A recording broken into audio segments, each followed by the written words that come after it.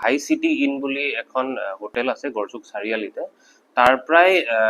তেজত লুতুৰি পুতুৰি হৈ মানুহ যুৱক এজন ওলাই আহিছিলে মানে ওচৰ পাজৰ মানুহে দেখিলে তেনেকুৱা এজন অৱস্থাত মানুহ এজনক তাৰপিছত ইমিডিয়েটলি থানাত যেতিয়া খবৰ দিলে থানাই গৈ পাই গম পালে যে মানুহজনক আৰু এজন মানুহে চুৰিৰে আঘাত কৰিছে আৰু সেই মানুহটো ইতিমধ্যে পলাইছে তাৰপিছত সেই মানুহজনৰ লগত আৰু এগৰাকী মানুহো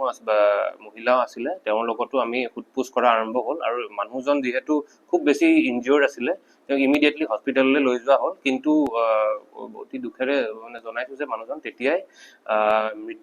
মৃত্যু হ'ল মানুহজনৰ কিন্তু তাৰপিছত আমি ফাৰ্ডাৰ ইনভেষ্টিগেশ্যনত হোটেলত গৈ কেমেৰাও চোৱা হ'ল তাৰপিছত আৰু ওচৰে পাজৰে উইটনেছ যিমান আছে তেওঁলোকক সোধপোছ কৰা হ'ল আৰু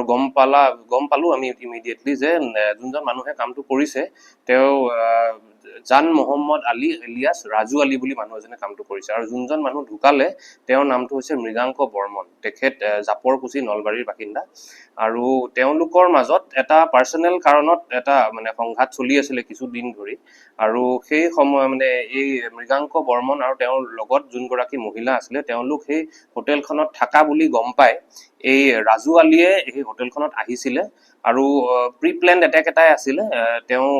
মানুহ দুইজনক তললে মাতি আনিছিলে আৰু তেতিয়াই চুৰিৰে আঘাত কৰিলে আৰু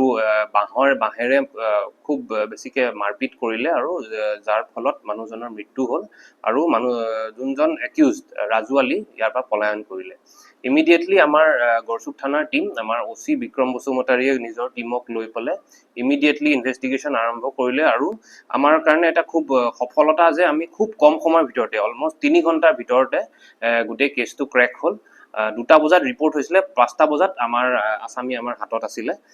ৰাজু আলীক ধৰা পৰা হ'ল ৰাজু আলীয়ে যোনখন বাইকেৰে পলাই গৈছিলে সেইখনো আমি সিজ কৰিলো আৰু যোনকিটা ওয়েপন ইউজ কৰিছিলে যোনখন চুৰিৰে আঘাত কৰিছিলে আৰু যোনটো বাহৰ বেটেৰে মাৰপিট কৰিছিলে এই গোটেইখিনি বস্তু আমি সিজ কৰিলো আৰু গোটেই কেছটো আমাৰ কাৰণে বহুত ভাল মানে কাৰণ এভিডেন্স খিনি যথেষ্ট ভাল আমি এভিডেন্স পাইছো সিসিটিভি ফুটেজ আছে বাকি টেকনিক্যাল ইনপুটস কিছুমান আছে আৰু আমাৰ যেহেতু কেছটো কমপ্লিটলি সলভড হৈছে আৰু আমি খুব কম সময়ৰ ভিতৰতে চাৰ্জশিটও কৰিম আৰু আমি আশা কৰিছো যাতে এই কেছটো আমাৰ আলটিমেটলি কোৰ্টতো আমাৰ কেছটো কনভিকশন হ'ব